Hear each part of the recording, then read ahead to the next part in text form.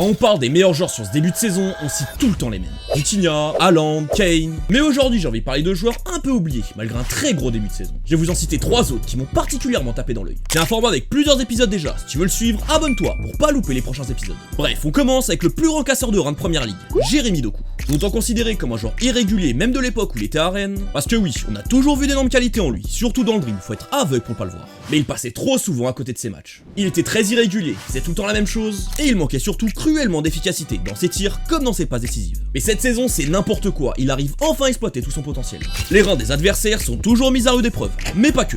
Il est maintenant aussi capable de jouer plusieurs rôles, comme en tant que numéro 10. Fait aussi preuve d'une meilleure intelligence dans ses choix, et est surtout bien plus régulier dans un match, là où avant il disparaissait trop souvent. Je vais vous donner quelques stats pour vous rendre compte à quel point il est omniprésent. C'est le joueur qui crée le plus d'occasions en première ligue, qui réussit le plus de dribbles, qui fait le plus d'expected assists, qui est même le deuxième joueur qui obtient le plus de pénalty. Son match contre Liverpool résume très bien tout ça. C'est l'une des prestations les plus choquantes de ce début de saison. Avec ce nouveau City, bien plus vertical que dans le passé, il est le joueur le plus important de l'équipe offensivement derrière Haaland. Il est même le meilleur ailier gauche au monde sur ce début de saison. On passe au deuxième joueur avec Nico Paz. L'année dernière, c'était déjà très prometteur, mais peut-être pas assez pour être considéré comme top player. Aux yeux de Jurel en tout cas, qui ont préféré prendre Massantono. Mais avec son énorme début de saison, ils ont totalement changé d'avis, ils veulent carrément le recruter dès cet hiver. Et franchement, quand on voit ses compiles, on comprend pourquoi. Ce qui saute direct aux yeux, c'est son élégance, ses prises de balles, sa qualité de passe, sa créativité, ses dribbles. C'est vraiment n'importe quoi. Il a tout ce qu'on aime dans un numéro 10.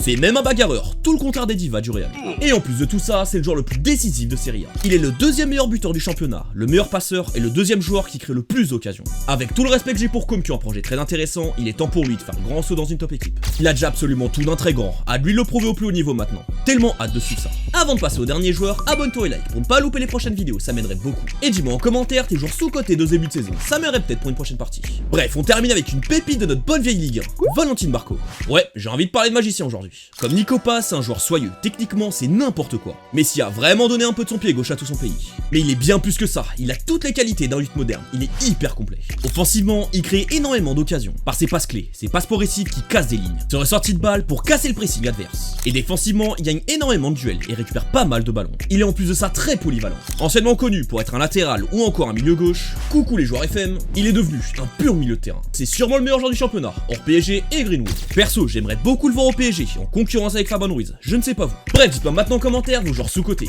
De like et de vous abonner pour plus de vidéos foot.